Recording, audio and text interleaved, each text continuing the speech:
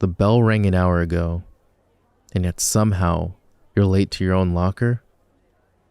You really want to make me cry on my first day, don't you? You're so fucking ruthless. I don't mind that, though. In fact, I think I quite like that. Maybe that's the sort of pain I like. Maybe that's the sort of pain only someone like you can make me feel. Someone so fucking weird. What makes you weird? What? Are you some sort of masochist? I don't kink shame, but didn't I roast you hard enough last time? Fine. I'll tell you why I think you're so weird. To start, I can tell you're the type of person to lay in bed, late at night, bundled up cutely. Have your headphones in, listening to strangers on the internet, saying the most godless things, as you giggle and roll about, as if you've known love. And that's what makes you so fucking weird. How come you get to know love? And I've been searching my whole damn life and I never found it. Why do you get to be so happy, huh? I've had to move from place to place my entire life, not even knowing what it means to be human, to get to make mistakes. Because you know what? The moment I do make a mistake, it just magically disappears. And I'm right back here again. Searching for love in strangers who seem all but too happy with it all. I want you to know my pain. I want you to feel it so deep inside of you. But I would never hurt you. Because I know the moment I do, the cycle will just begin again. This time, I'm doing things differently. So tell me, what is it that you have that I can't afford to have? I mean, look at my clothes, my watch, the car that fucking dropped me off at school. If it wasn't obvious enough, I've been rich my whole damn life. So tell me, why the fuck do people like you make me feel so damn poor? The fuck you think you're going? The bell doesn't dismiss you. I do. And I'm not done with you. Your glasses are all messed up. Do you know that? There. Fix them for you. God. You're so defenseless, aren't you? It's almost endearing in a pathetic sort of way. Oh, come on, don't be like that. I'm just messing around. You know, joking, humor. Ever heard of that? Probably not. Too busy with your books and shit. You're honestly like a little owl. All big eyes and intelligence. And you're lucky I like owls. They're silent, always observing, never making a scene. They're interesting, just like you. Don't take that the wrong way, though. It's not like I like you or anything like that. You're just different from the rest of them. Unlike everyone else in this damn school. You're not fake like them, alright? You look terrified. Don't worry. I won't bite. Unless you want me to. Is that what you want?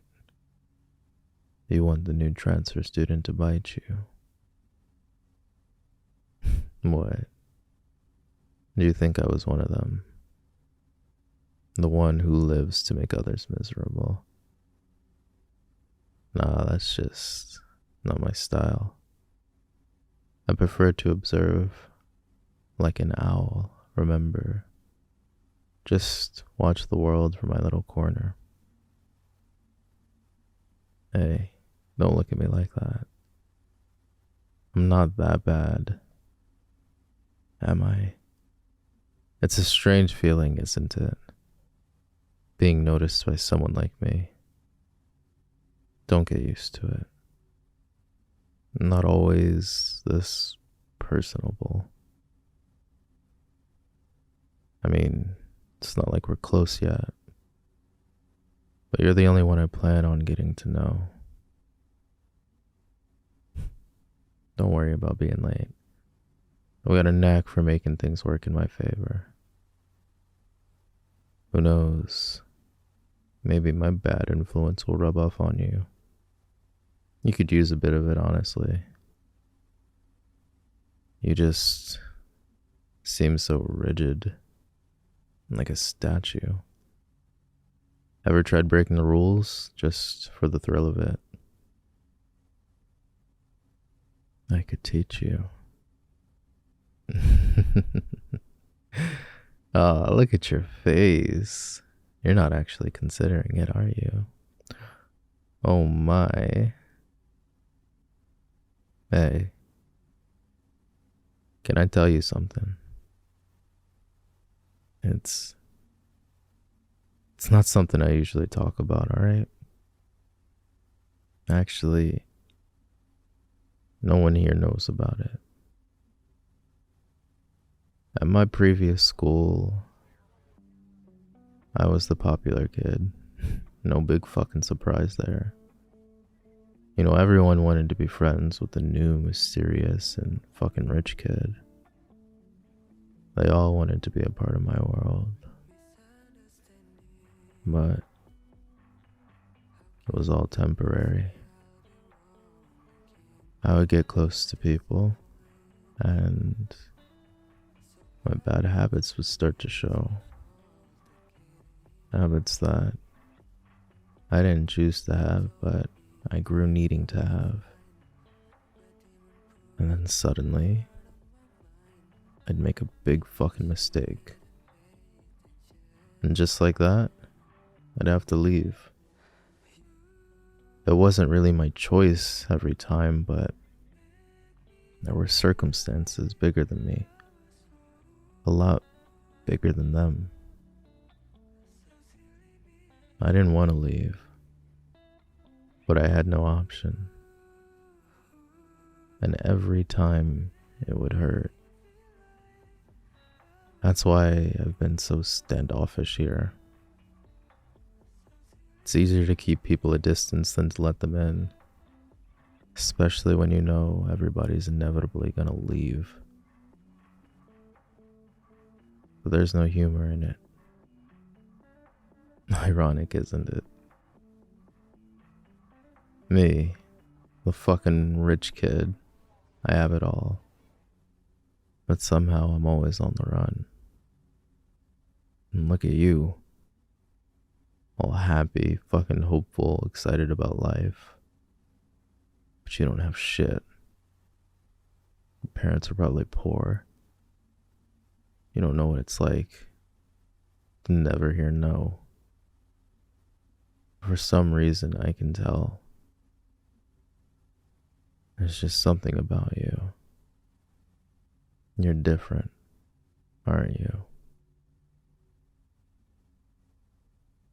Even if I ended up making a mistake. Even if I have to leave. I know you'd understand. You might be the only one in the world who would really understand. And that's fucking terrifying. And somehow reassuring at the same time. Look, what I'm saying is, bear with me, I guess. And just keep all this between us. I mean, you don't have friends to tell, but I'm trusting you here. More than I've ever trusted anyone in this world. you know. In those other schools, there was always this one person, someone who seems like you on the outside, but on the inside, they were different. They were never afraid to show their curiosity. I'd like to think I saw something in them. I guess a spark of humanity in this cold fucking world. You know, I remember this one kid. He I think it was from my third school. What was his name? It doesn't matter. He had the messiest handwriting I've ever seen. It was like trying to read ancient hieroglyphs, I swear. Oh boy, was he good at chess. He would spend lunch breaks just playing against himself. Kid plays with himself at lunch. How unique. He said it helped him think. He was the first one who actually managed to beat me at chess. My dad, he taught me ever since I was young. He would always say life is like chess. It doesn't make me a mastermind or anything, but I was pretty decent. And when I lost, it was quite humbling, to say the least. He opened my eyes to a whole new level of the game. But just like all the others, he's gone. And I don't think he'll ever come back. I guess what I'm trying to say is that even when I've had moments where I felt like I could get close to people, I've learned to avoid making promises. And it's not because I can't keep them or I don't mean them. It's just when you live a life like mine, you know there's nothing but curveballs. And usually at the end, there's always casualties.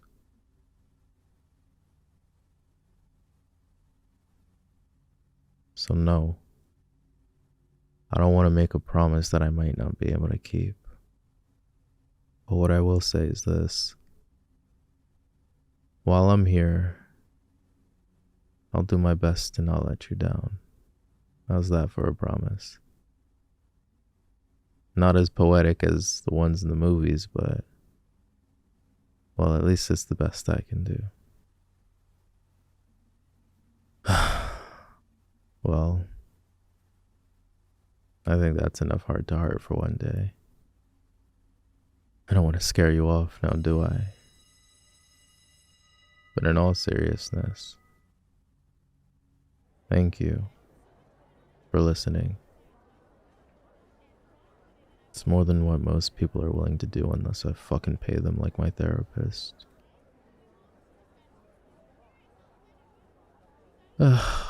Well, would you look at that? We've officially wasted a whole hour of school. I didn't even think it was that possible. Nah, don't even worry about it. Tell your teacher that you are with the new transfer student. If they know what's good for them, they'll just let it slide. And thank you again. I guess I'll see you around.